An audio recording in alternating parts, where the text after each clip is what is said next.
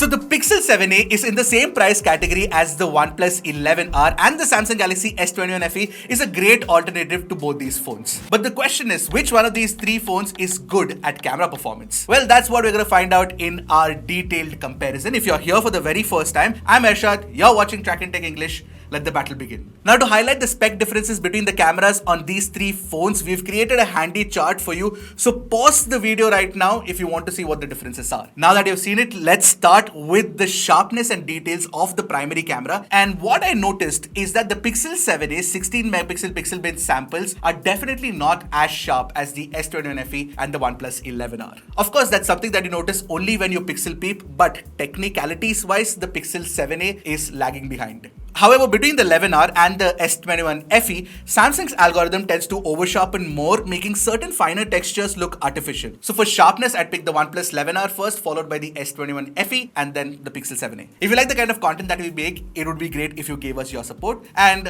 hit that subscribe button. Having said that, the Pixel 7a is super impressive with color reproduction. The different shades of blues, greens, and reds in this specific sample that we've taken are nearly accurately captured by the 7a. OnePlus 11R almost gets it right, but the S21 FE has bungled up the colors. The greens are a different shade than the original one. What's also impressive is Pixel's HDR algorithm. It's got the highlights and the shadows in perfect control. Plus, it pulls out a lot of details and information from the shadows. OnePlus 11R is almost equally good, but Samsung sometimes tends to crush the details in the shadows. Another area where the Pixel shines is in its real tone implementation, where it tries to capture the most natural rendition of the human skin tone. So as you can see from these samples, Pixel 7a's skin tone rendition is the best. But that's not it. Even the color of the t-shirt, the pants, the entire surrounding is just spot on. The 11R and the S21 FE tend to make the skin tones warmer, the Samsung slightly more so. At least the OnePlus 11R doesn't mess up the color of the shirt, which Samsung does. Having said that, while the 7a's skin tones are great, like I mentioned, the details and sharpness are definitely better on the OnePlus 11R and the S21 FE. But then when you want to shoot your friends and family standing against the light and you want the camera to do a good job of HDR, Pixel 7a again would be my pick. The HDR performance is literally unmatched in many expensive phones as well. The 11R has the trademark OnePlus HDR blooming around the face, and you can tell clearly. Samsung actually does better HDR here compared to the earlier HDR shots, but the colors are definitely oversaturated. Google has also improved the portrait algorithm this time, and when you look at these pictures, the Pixel 7a's picture looks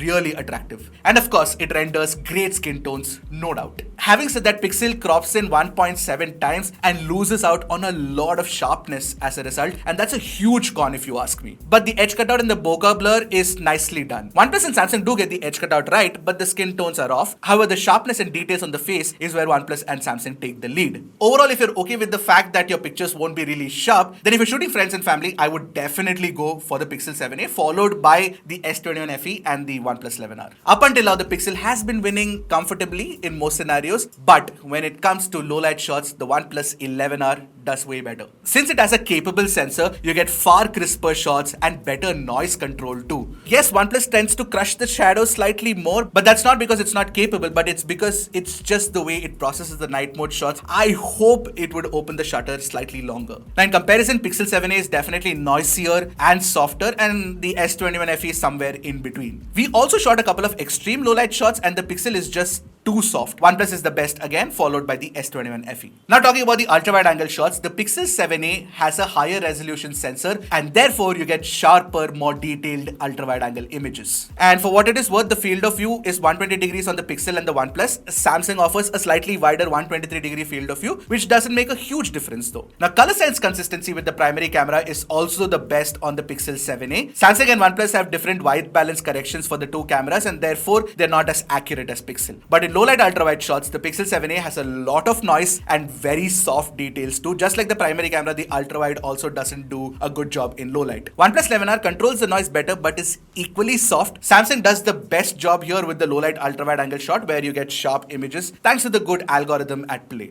But the major advantage with the S21 FE is the fact that it's got this third 3x telephoto camera. And it can definitely take sharp 3x shots compared to the digitally zoomed 3x pictures from its counterparts, which is not very surprising really. In fact, you can use this 3x telephoto to capture macro shots as well. Shh, even Samsung won't tell you that. Obviously, the 2MP macro camera on the 11R is no match for it, and the Pixel 7a doesn't even have a macro option. For all the problems with the skin tones on the rear camera on the S21 FE, it gets it absolutely spot on with the selfie one. In fact, it's better than the Pixel 7a, which comes a close second in terms of selfie performance. OnePlus just tends to brighten the face a little too much. But again, when you're shooting selfies against the light, the HDR performance of the Pixel 7a is definitely leagues better than the OnePlus 11R and the S21 FE. As for portraits, the edge cutout and depth mapping is good enough on all the three phones. And I feel it's kind of pointless getting into the nitty-gritties of the portrait edge cutout because there will be varying levels of, accuracy on all these phones depending on how the algorithm perceives the scene. But generally, all the three phones do a good job. However, in low-light selfies, Samsung's algorithm does a more natural job where it doesn't over-brighten anything and it kind of looks like how the scene would look. Of course, it's slightly noisier. Pixel sensor is obviously not as capable and it looks really bad. Now, all the three phones can shoot 4K 60 FPS videos, but what I noticed in my testing is that the S21 FE offers the highest bitrate of all the three. So you definitely get more details. It also has the best sound recording, which is equally matched by the OnePlus 11R.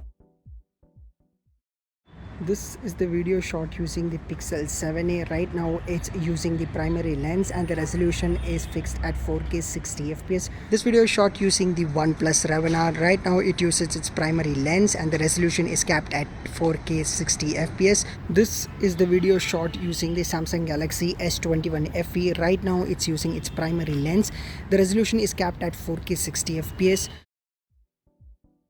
In fact, I like the 11R's 4K video recording as well. Pixel 7a is not as good in comparison owing to the extremely warm output, but the HDR performance in videos is definitely very good. In fact, even the stabilization, the standard stabilization when you're shooting videos is pretty good on all the three phones. I saw some concerns on certain other YouTubers' videos about stabilization on the Pixel 7a, but I don't think it's a problem, at least not on our unit. When it comes to shooting videos with the ultra-wide angle camera, Pixel 7a can shoot at 4K 30 FPS, which is the same on the S21 FE, but the 11R tops out at 1080p 30 FPS. And Pixel's video quality when it comes to the details, the HDR performance and the stabilization is top notch. Samsung would be my second choice here. However, Samsung can shoot 4K 60 FPS videos from the front camera and the quality is good too, but Pixel's selfie video quality is superb with excellent dynamic range and stabilization. OnePlus, on the other hand, is just terrible. Let's not even go there. Seriously, I mean, what's the problem with Chinese brands not offering 4K video recording from the front camera? When you're shooting low light videos with these three phones, all the three are absolutely terribly bad. I wouldn't shoot low light videos with them, but if I had to pick one which I found was salvageable, it is the OnePlus 11R because of the capable sensor that it has. It can pull in more light. Samsung and Pixel are definitely noisy and devoid of details. Alright, let me break it down for you. The Pixel 7a is definitely great for photography using the primary camera, the selfie and the ultra wide, but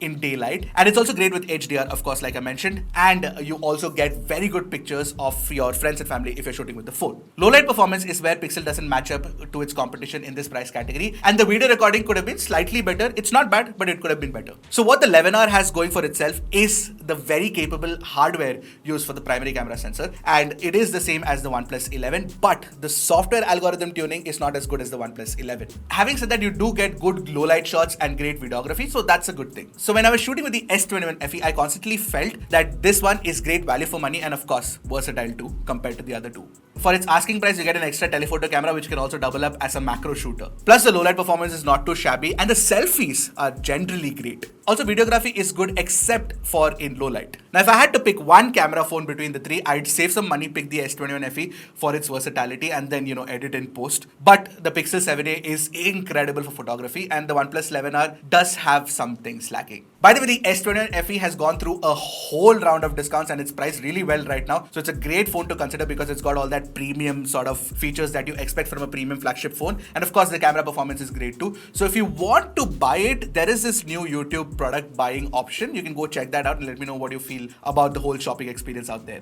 Alright, so what do you guys think of these three phones when it comes to camera performance? Let me know in the comment section below because everyone's preferences vary. So I'd like to know which one you actually liked. And until then, I'll see you guys in the next one. Keep tracking and stay safe.